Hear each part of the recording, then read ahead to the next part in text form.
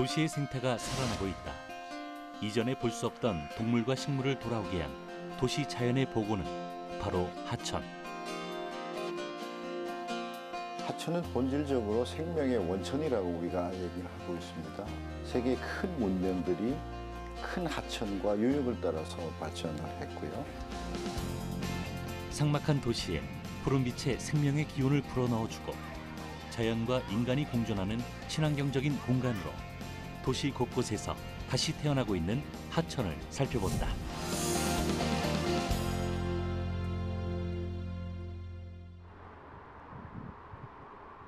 한강의 제1지류로 경기도 의왕시에서 군포시를 경유해 안양 도심을 흐르는 안양천. 최근 안양천을 찾는 사람들이 부쩍 많아졌다. 여기 보세요. 이 씨가 이렇게 열렸죠? 수리쟁이로 묻혀졌답니다. 요 꽃씨를 한번 보세요. 한번 더. 주말마다 생태체험 학습이 진행되기 때문이다. 지금 방금 전에 배운 풀에 있는 씨가 보인다고 해서 루페로 보면 더 잘 보인다고 해서 루페로 더 자세히 보고 있어요. 회색 빌딩 속 답답한 도시에서 벗어나 하천에서 자연을 만난 아이들. 오늘은 연필 대신 확대경을 들고 하천에서 마음껏 다양한 식물들을 관찰하며 오랜만에 자유를 만끽하는 중이다. 하천은 예로부터 우리 선조들의 놀이의 공간이었다. 멱을 감고 물고기를 잡으며 놀던 장소가 바로 하천이었던 것이다. 그리고 시골 사람들이 물고기를 잡아서 때 얘를 이렇게 돌에다 넣고 쿵쿵쿵 쪄갖고 얘가 어떻게 씨가 떠내려와서 여기 펴 있나 봐요. 뭐예요?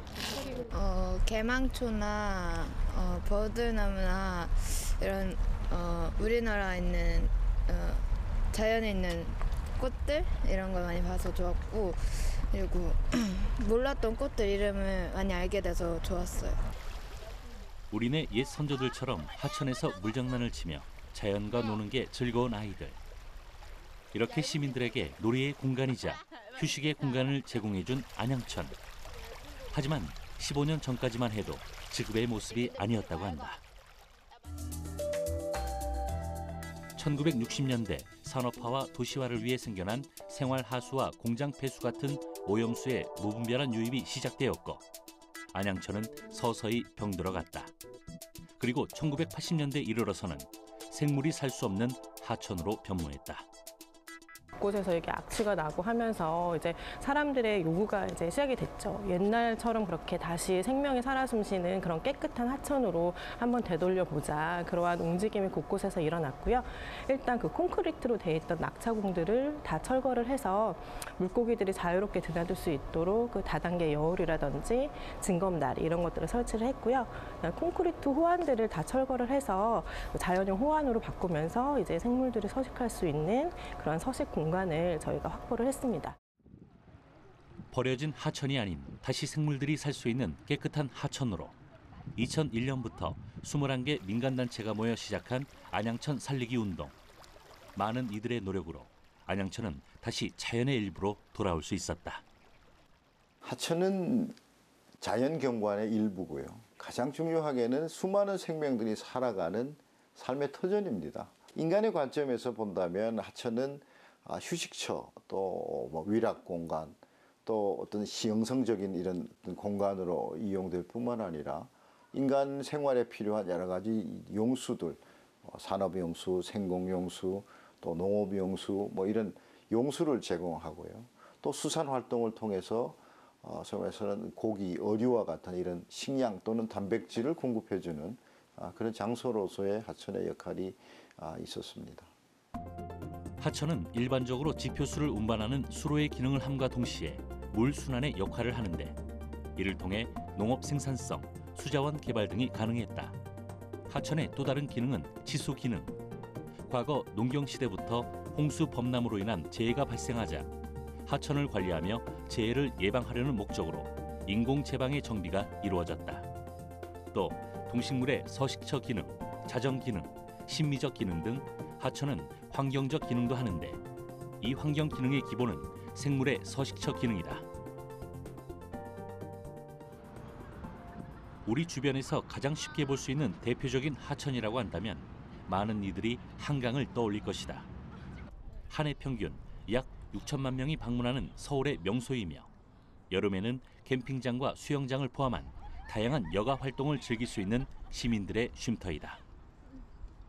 도심에는 이런 공간이 너무 없는데 이렇게 가까운데 좋을 한강 같은 거 있고 날씨도 좋고 환경도 좋은 데 있어서 좋은 것 같아요.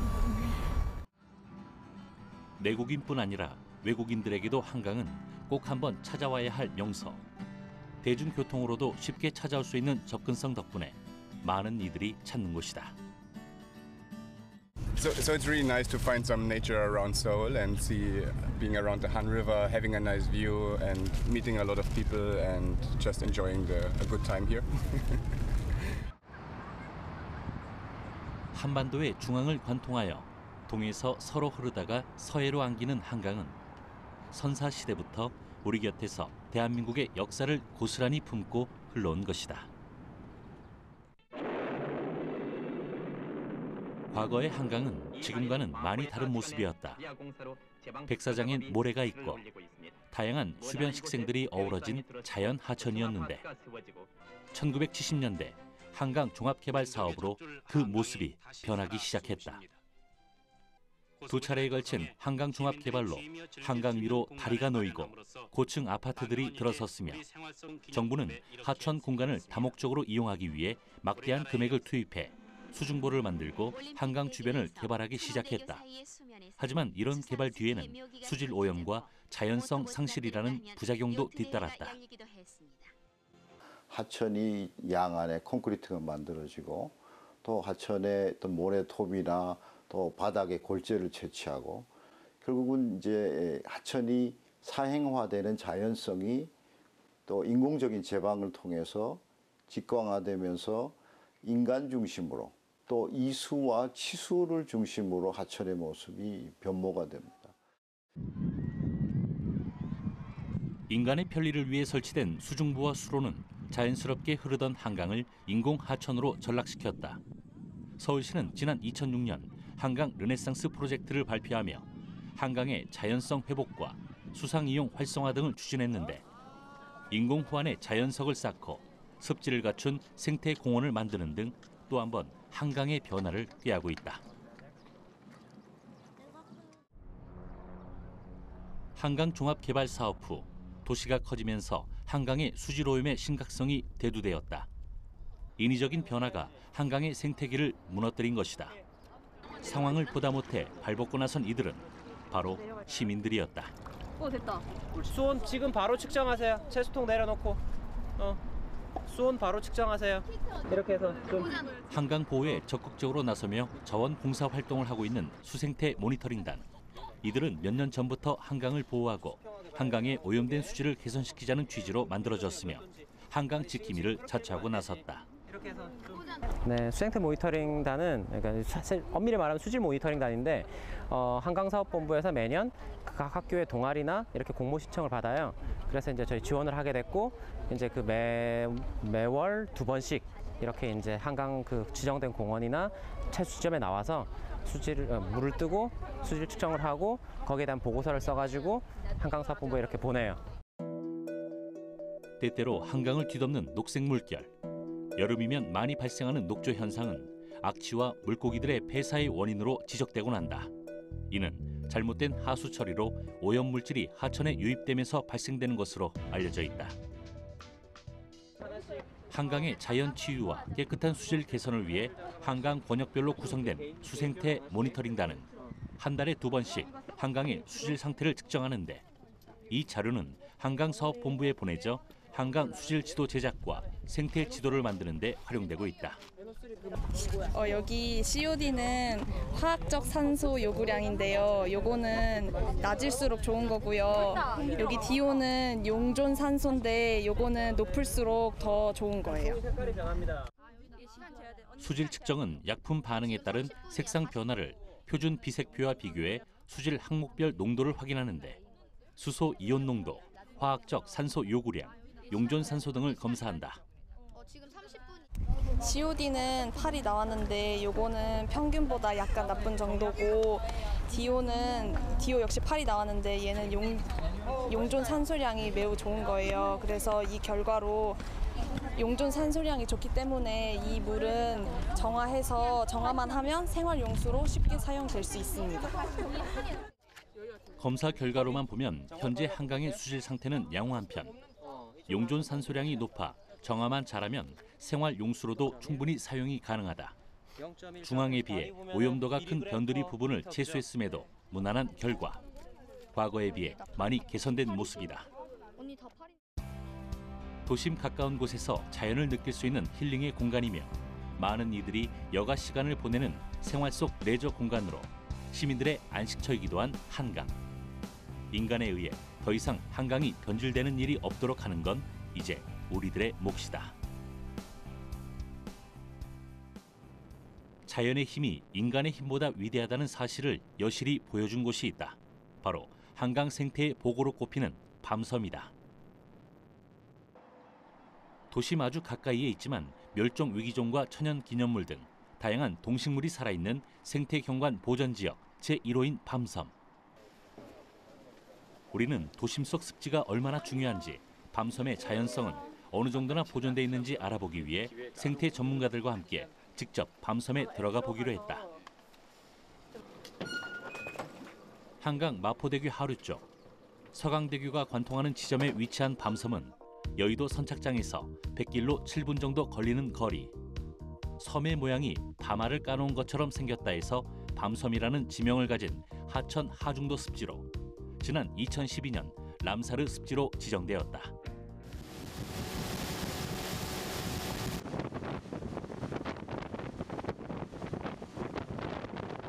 한 3회 정도 계절별로 높아요. 계절에 한 번 정도씩 모니터링을 하거든요. 일반인들은 들어올 수 없는 일반인들은 통제 지역이라 못 들어와요. 생태 보존을 목적으로 일반인들에게 철저하게 출입이 통제된 지역. 밤섬은 세계적으로도 보기 드문 도심 속 습지이며 철새 도래지이다. 배에서 내려 밤섬을 찬찬히 둘러보니 뻘과 모래 자갈 등으로 이루어져 있었다.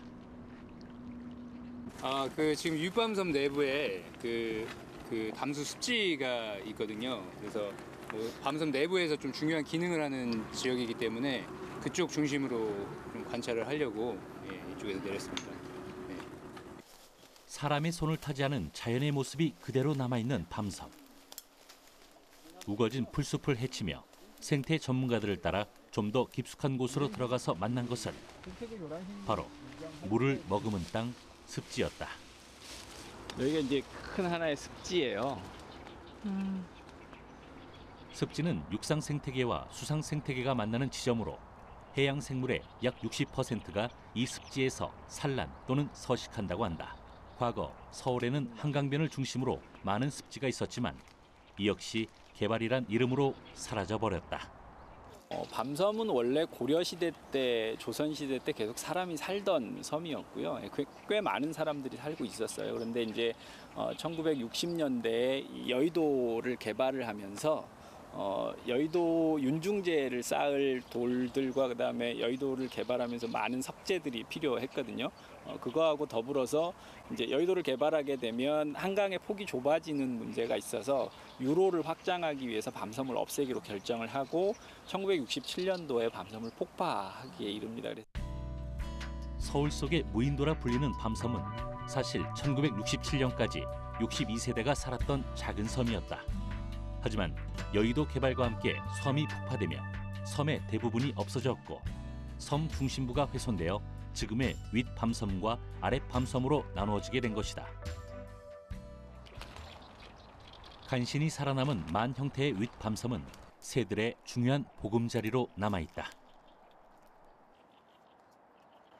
일단 대표적으로 멸종위기 조류 2급 종인 새오리기가 지속적으로 관찰이 되고요. 특히 여름철에는 한 70여 쌍에 이르는 백로류들이 번식을 하고 있습니다. 그리고 지금 소리가 들리고 있는데요. 대표적인 습지 의존성 갈대, 또 갈대의 둥지를 트는 개개비라는 조류도 번식을 하고 있고요. 다양한 조류들이 습지를 중심으로 해서 서식을 하고 있습니다. 도심 속 철새 도래지로 잘 알려진 밤섬에는 천연 기념물인 원앙과 밤섬 번식 조류인 흰밤 검둥오리, 개개비, 해오라기, 괭이 갈맹이 등이 살고 있으며 매년 철새 5천여 마리가 찾아와 장관을 이루기도 한다. 이 밤섬이 중요한 의미를 갖는 건 사람에 의해 해체됐다가 세월이 흐르면서 스스로 복원됐다는 점이다. 이거 찍어가지고 한번 물어봐야 되겠다. 이게 발톱이 이렇게 선명하게 찍히는 건 아마 객과로 알고 있는데 들깨가 들어왔나? 사이즈로 봐서는 크지가 않은 것 같은데. 밤섬 탐방 중 발견한 희귀한 발자국은 너구리의 것으로 추정된다. 자연의 질긴 생명력으로 다시 태어난 밤섬. 사람이 떠나고 난 밤섬에선 대체 무슨 일이 있었던 걸까? 섬 곳곳에 무성하게 자라있는 식물과 자리를 지키고 있는 습지. 조용한 섬을 제집 삼아 여유를 부리는 새들만이 알고 있을 일이다. 여기가 윗밤섬과 아랫밤섬을 나누는 수로에 해당되는 공간이고요. 물이 흘러오는 방향으로 봐서 상류 쪽에 있는 섬이 윗밤섬이고 이 아래쪽에 있는 섬이 아랫밤섬입니다. 여기가 이제 물이 많을 때는 물길에 의해서 완전히 윗밤섬하고 아랫밤섬이 구분이 되는데 이제 요즘 퇴적이 많이 일어나서 이렇게 갈수기에는 물이 좀 적을 때는 모래톱에 의해서 아랫밤섬과 윗밤섬이 연결되는 현상을 자주 보이고 있어요. 자연이 회복되자 물도 당연히 자정 능력을 찾아갔다. 깨끗한 물에선 치어들을 비롯해 30여 종의 어류도 관찰되고 있다.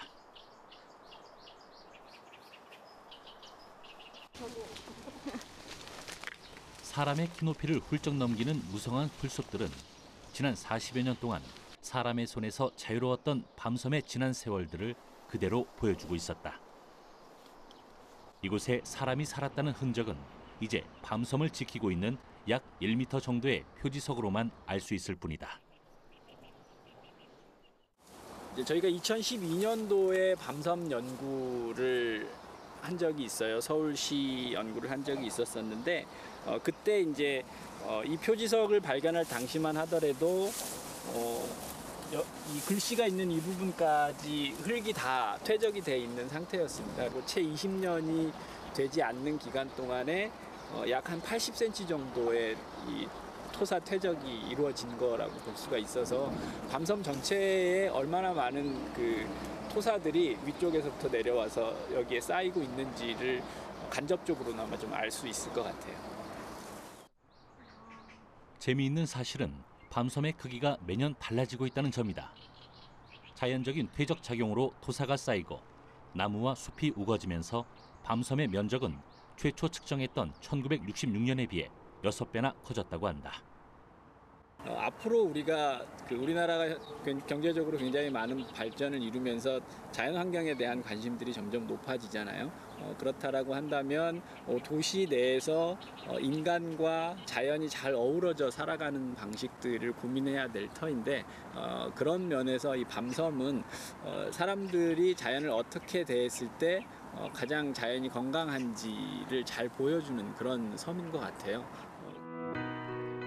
인간의 이기심에 의해 파괴됐지만 스스로의 힘으로 보란듯이 일어난 밤섬.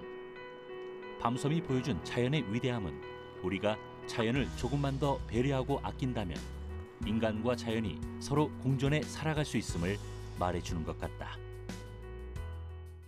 이렇듯 서울의 하천은 700개가 넘는 크고 작은 물줄기가 모여 이루어진 대하천인 한강을 중심으로 수십 개의 소하천으로 뻗어 있다. 안양천과 중랑천, 탄천 등 비교적 큰 하천을 비롯해 서울 주변에만 40개의 하천이 있다. 서울의 한복판인 종로구와 중구를 가로지르는 길이 약 10km의 청계천.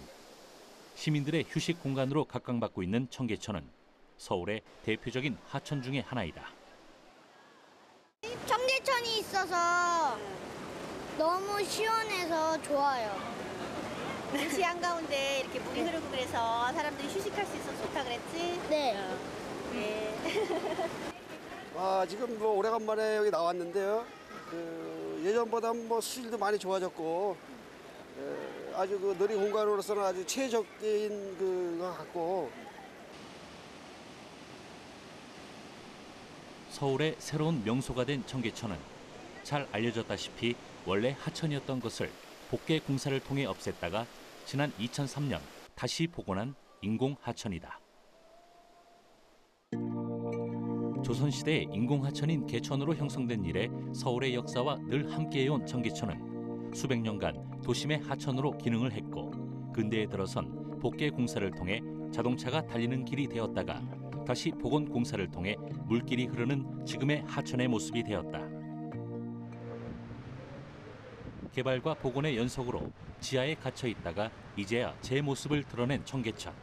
비록 자연 그대로의 하천은 아니지만 서울의 맥과 함께 흘러온 청계천이 제자리를 찾아가는 과정은 매우 중요하다.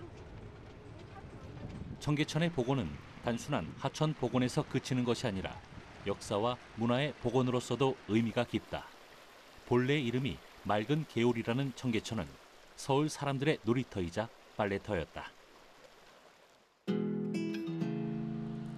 청계천 물줄기 양쪽에는 빨래터가 있었는데 1960년대까지 여인들은 이곳으로 빨랫감을 들고 와 세탁을 하며 먹고 살았다.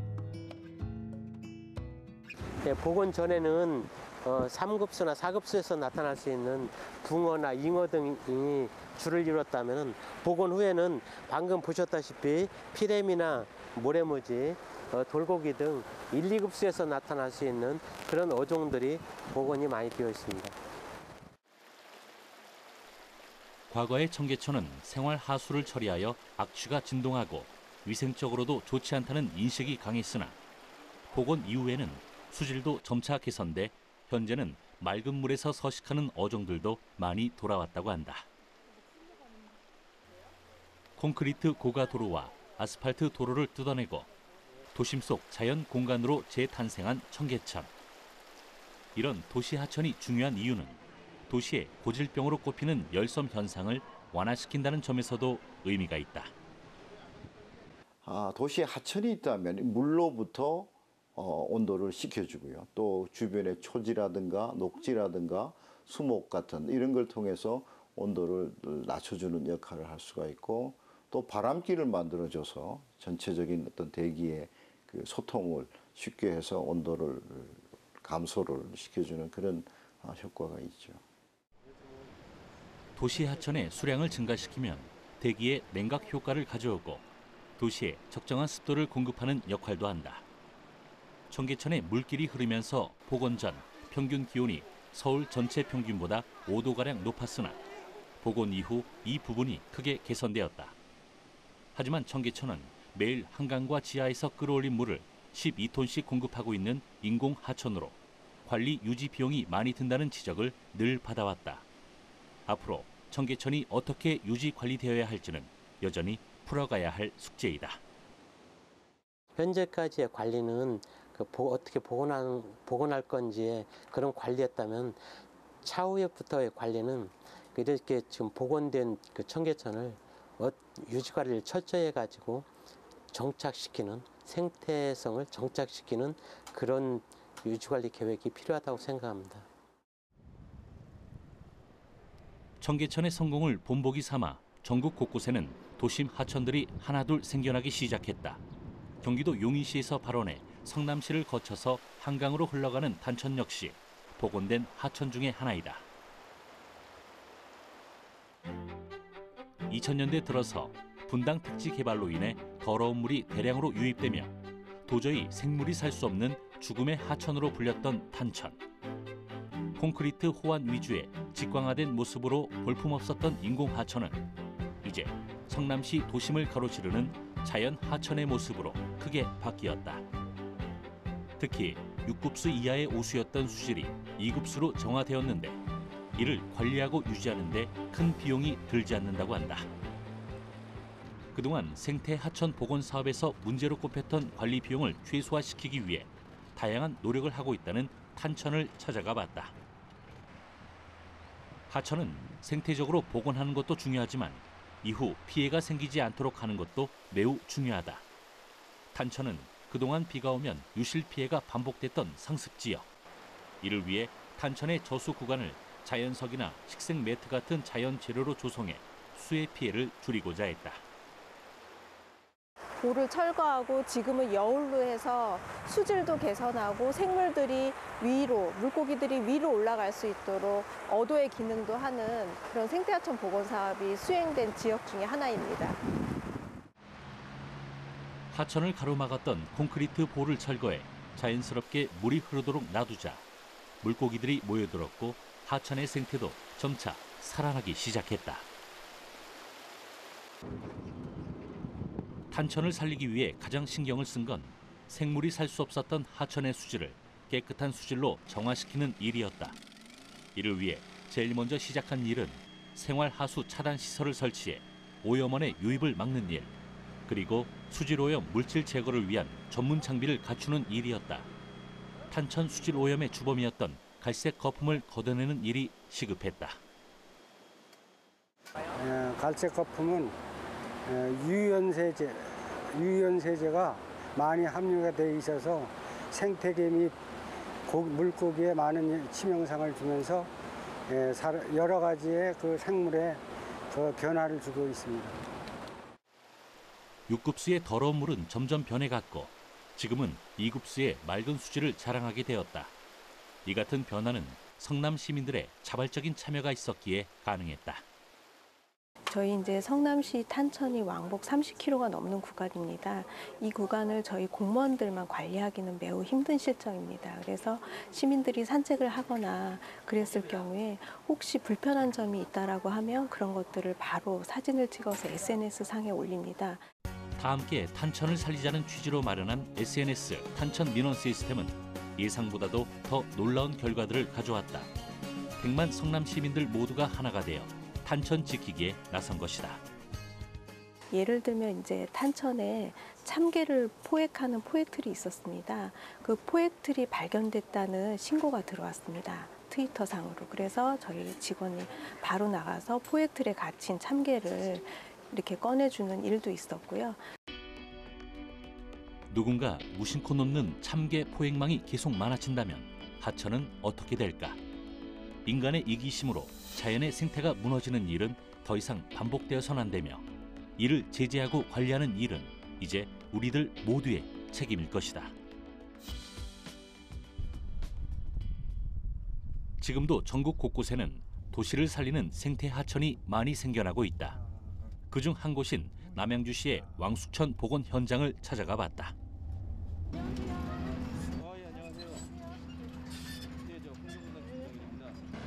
왕숙천 생태하천 복원 사업은 생태 단절 개선과 동식물의 서식 기반을 조성하기 위한 목적으로 지난 2014년부터 시작해 한창 공사가 진행 중이다.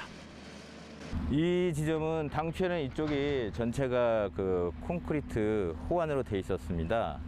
그러다 보니까 이제 식물 생육에 좀 지장이 있고 그리고 이제 기존 콘크리트 제품이다 보니까 이제 또 친환경력이 아니기 때문에 그래서 그런 기존 콘크리트 제품을 다 걷어내고 우리가 이제 그 자리에다가 자연 친화적인 재료를 써가지고 호환을 조성하는 겁니다. 생태 단절을 초래했던 콘크리트 블록을 모두 철거한 후 황토 블록을 다시 쌓아 친환경적인 환경을 조성할 예정이다. 생태 하천을 복원하는 일의 첫 번째는 먼저 인간이 설치했던 인공물질을 제거하는 일에서부터 시작된다. 과거 인간의 편의를 위해 막아두었던 콘크리트 보를 걷어내고 다시 제 모습을 찾은 여울의 모습이다. 이 지점은 저기 보이시는 게 그 경춘선인데요.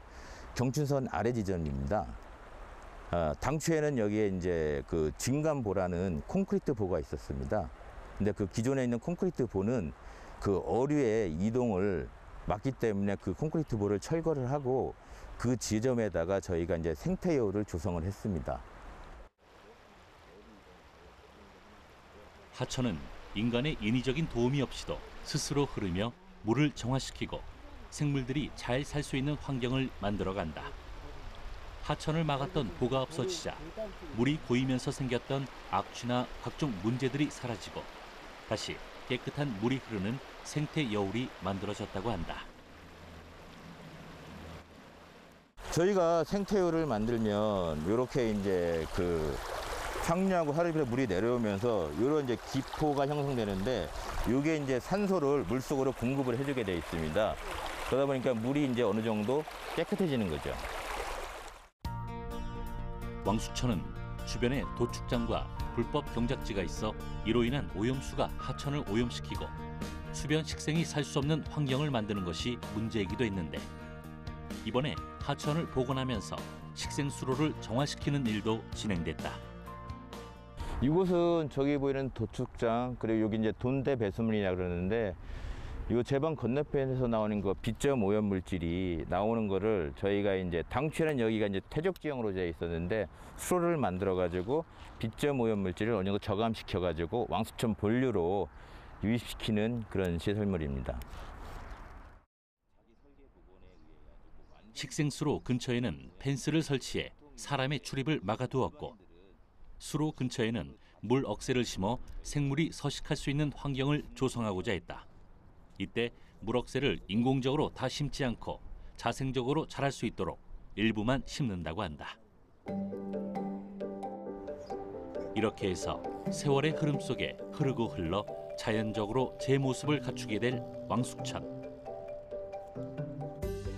동물이 모여들고 식물이 자라는 사시사철.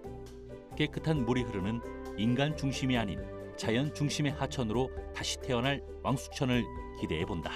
생태천 복원 사업이라 하면 보통 아까 말씀드린 것처럼 이제 자연 위주에서 좀 수생태계 이런 그 회복 쪽에 대한 그 중점을 두고서 이제 관심을 가져줘야 되는데 보통 이제 그 조형이라든지 이런 시설물 쪽에 대해 가지고 그 완성형된 그런 정형화된 시설을 요구하기 때문에 좀 자연 위주로 좀 생각해 주시는 게 좀 좋을 것 같다는 생각됩니다. 그동안의 하천이 생활에 필요한 용수를 공급해주고 지표수를 운반하는 수로의 기능, 재해를 막는 기능 등 인간을 위한 것이었다면 이제 동식물을 위한 공간으로 인식이 달라져야 할 때이다.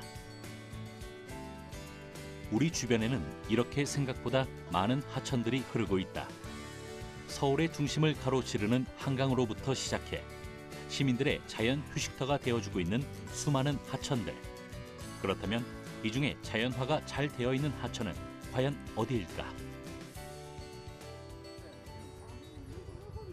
경기도 용인에서 시작해 오산시를 가로질러 평택시를 거쳐 서해로 흐르는 오산천.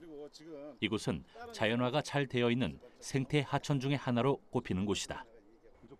오산천을 둘러보면 알 수 있는 건 바로 사람을 위한 장소와 동식물을 위한 장소의 구분이 확실하다는 것. 자연 그대로의 모습을 지키려 애쓴 모습이 보인다. 제가 이사 와갖고 산지는 10년이 됐고요.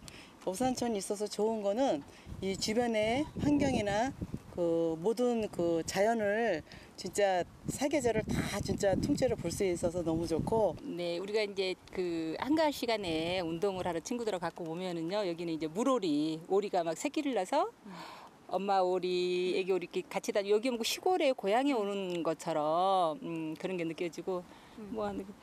이거 보세요. 꽁 소리도 지금 나죠? 그다음에 꽃들도 이게 우리가 알 수 없는 그런 야생아들도 되게 많고 그냥 그대로 자연 그대로 보존이 돼서 참 좋아요. 오산천은 원래 수질 오염이 심각했던 하천으로 2011년 오산천 살리기를 통해 지금의 모습으로 복원되었다. 여긴 천이가 이렇게 자연스럽게 이루어지는 거지 지금.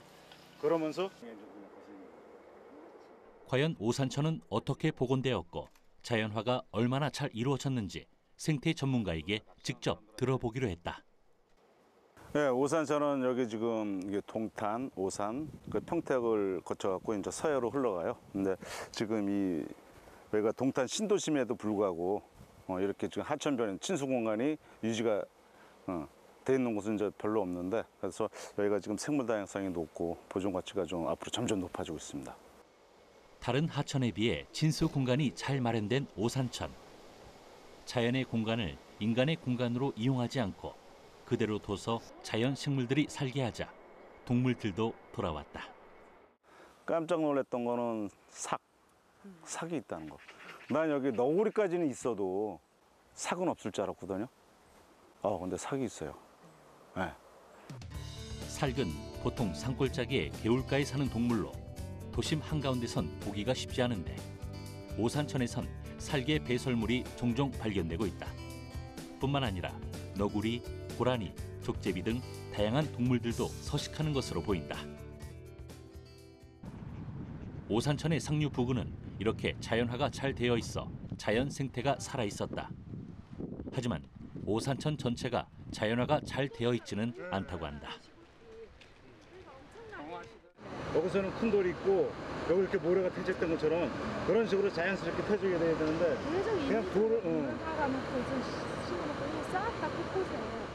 문제가 보이는 곳은 바로 관리 관할 구역이 서로 다른 상류와 하류의 중간 지점. 여기가 오산천하고 그러니까 오산시하고 화성시하고 경계 지점이에요. 근데 이제 이게 그 경계 지점은 각 시에서 이제 그 시에서 관리가 좀 소홀한 거라.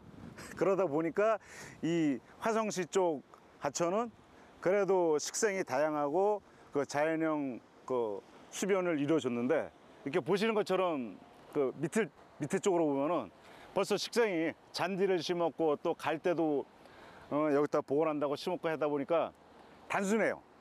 그래서 이 오산 쪽으로는 우리가 지금까지 이렇게 알아왔던 그 생태 하천이라는 그러니까 인간 중심의 하천이지.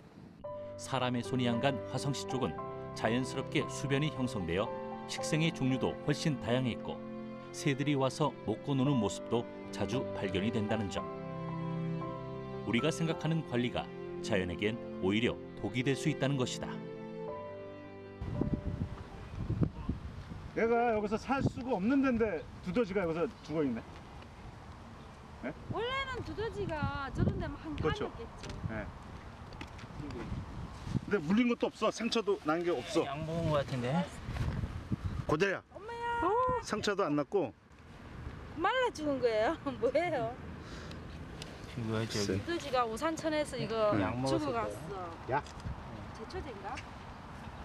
좀 먹었을 거예요. 이런 게 많더라고. 두더지는 대부분 약 같은 거, 인가 주변에서 약 같은 거를 주는 경우가 많더라고. 근데 여기는 그러면 제초제를 뿌린다. 오산천의 상류와 하류 사이 잔디밭에서 발견된 죽은 두더지. 특별한 외상이 없는 것으로 보아 잔디밭에 뿌린 제초제를 먹고 죽은 것으로 추정된다. 돌다리 하나를 경계로 두고 극명한 차이를 보이는 오산천의 상류와 하류. 자연을 배려하지 않은 인간의 생각이 가져온 너무나 당연한 결과인지도 모른다. 자, 아까 그 상류는 그 하천변 친수구간을 그대로 살려놨다 보니까 그 생물 다양성도 높았고 식생도 좋았잖아요. 근데 여기는 지금 하천폭으로 보면은 근 한 200m 돼요. 근데 전부 다 여기를 그 개발을 하다 보니까 사람의 공간으로 만들면서 잔디밭으로 해놓다 보니까 이 하천의 폭이 좁아졌어요. 그러다 보니까 지금 하천변을 좁게 하다 보니까 저렇게 보면 군데군데 호암볼록이 보이는 것처럼 예. 이게 어떤 유속에 의해서 이게 무너질까봐 호암블록을 콘크리트나 돌로 쌓거든. 콘크리트로 쌓아올린 호안에 비가 내리면 인공물질이 하천으로 흘러들어가 수생태에 좋지 않은 영향을 줄 것이다. 우리가 그 생태 하천, 생태 공원이라는 게 우리한테 익숙하고 보기만 좋은 건지 아니면은 조금 낯설더라도 자연스럽게 식생이 다양하고 거기에 또 살아가는 생물들이 그 많고 서로가 이렇게 조금 우리가 그 공간이 좁혀지더라도 같이 공존할 수 있는 게 생태 하천인지 그런 걸 우리가 좀 고민 좀 해봐야 될 것 같아요. 우리가 말하는 생태 하천이 진정한 생태 하천이 되려면 하천의 본 모습 그대로 흘러갈 수 있게 그냥 두고 볼 일. 때론 자연에겐 인간의 관심보다 무관심이 더 필요하다.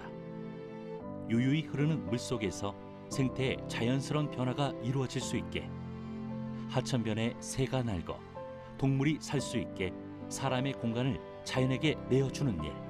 그것이 생태 하천을 만드는 길이 아닐까.